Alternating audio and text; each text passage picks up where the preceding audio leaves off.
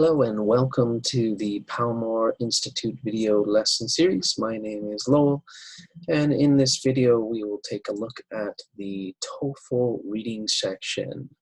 So let's begin.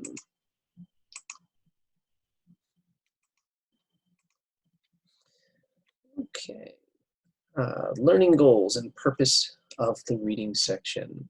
The learning goals of this lesson are to familiarize you with the format of the test, instruct you on how to navigate through the test, and to introduce you to the different types of questions that are found in the reading section of the TOEFL test. Also, we will look at some basic test strategies for improving your score on the reading section. And the purpose of the reading section is to measure test takers' abilities to understand and analyze information contained in university-level academic texts. Now, the level is roughly about a freshman level of reading. Okay, the format for the reading section. As of August 1st, 2019, when the latest version of the TOEFL was released, the number of reading passages will be between 3 and 4 passages. There'll be 10 questions each. If there are 4 passages, one of them will be an extra passage that will be used just to score and design future TOEFL tests. The test time for this section is 54 to 72 minutes, depending on if you have 3 or 4 reading passages. Like the other sections of the test, the score scale is from 0 to 30 points for a total of 120 points for the entire test. Okay, next, the reading passages will be located on the right-hand side of the divided computer screen, while questions will appear on the left-hand side. And at the top of the screen, a toolbar provides such information as the number of questions, the number of the question you're answering, the total number of questions in the section, and finally the time remaining in the section. And be careful with the timing. Time management is extremely important.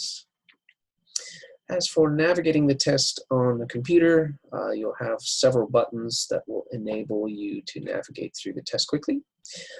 You'll see one type of button with a next and an arrow key, and you can use that button to move forward to the next question. You'll see another arrow key with back, that's to move back to the previous section. You'll also see a review button to review all your answers for the section and change them. If you want to go back and change your answer, that's fine if you have the time.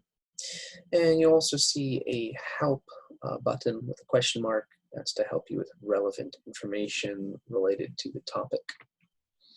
And finally, you will see a hide timer. It's a little clock button, and that's to hide the time remaining in a section.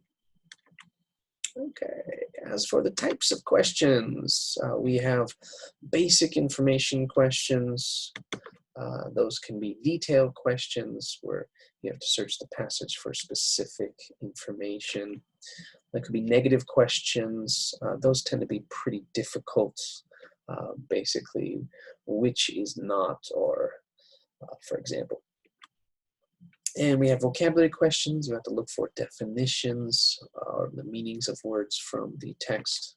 And reference questions, for example, what does it refer to in the passage? Usually pronoun reference questions. And also with basic information questions, we have sentence simplification questions, text insertion questions, where you'll put a sentence in the passage that logically makes sense. And finally, we've got inferencing questions, basic inference questions, and rhetorical purpose questions. And next, we have reading to learn questions. Those include summary questions and schematic table questions. We'll look in more detail on those types of questions at some point later on in this series. As for the passage content and structure, the reading passages are on academic topics drawn from various subjects. such as art, paintings, sculpture, music, cinema, etc.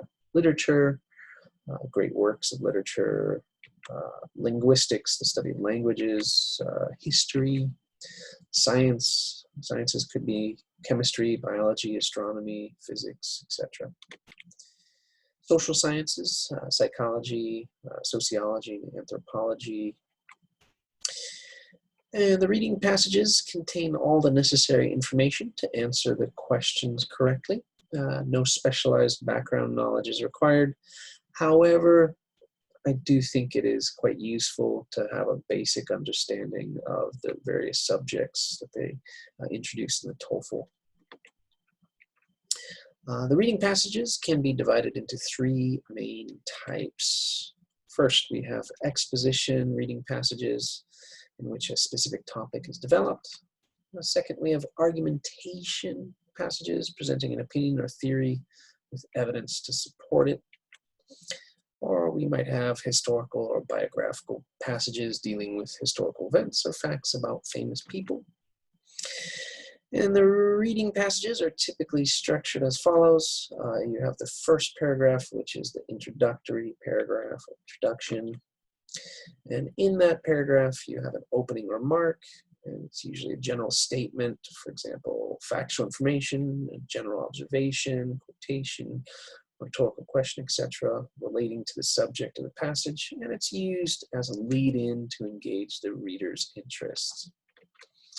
Also, in the introductory paragraph, you'll have some background information, and this is to help the reader understand the context of the passage and follow the discussion or argument which will be developed in it. And finally, one of the most important parts of the introductory paragraph is the thesis statement. It's usually the last sentence which defines and states the points that the author will be dealing with in the reading passage. As for the body paragraphs, the body of the reading passage is the longest and most important part of the passages, especially for detailed questions. It generally consists of 3 to 6 paragraphs. And each of the paragraphs develops a main point supported by details such as descriptions, facts, statistics, explanations, or examples. Finally, with the last paragraph, the conclusion restates the thesis of the passage, usually using different words or different sentence structure. It may also include a summary of the main arguments developed in the body paragraphs, or some comment, suggestion, recommendation, prediction, warning, etc., to hint at the larger implications of the points discussed in the passage. As for general tips for improving your score in the reading section, it's really important that you develop your time management skills. Make sure you read the passage quickly to get a general idea of its topics and context. That's basically skim reading. You're just skimming for gist or the main points. And read it again, but this time take some brief notes, focusing in particular on the thesis statement and topics, sentences for main ideas. And next, read the questions and use your scanning skills. That's reading quickly to find specific information to answer the more detailed questions. As for the homework for this class, for homework, please choose 20 new words or phrases that you learned from each class in a textbook or from an academic vocabulary list, such as from this TOEFL Magoosh website, and write the definitions, synonyms, antonyms, and example sentences. And please write a 300-word or more 4 to 5 paragraph essay. Time yourself to 30 minutes. This is for the writing section. If your instructor hasn't assigned a topic, you can choose one from this list. And after your first draft is returned to you, please make corrections and write a second draft. Thank you very much for watching. Feel free to leave comments below. Until next time.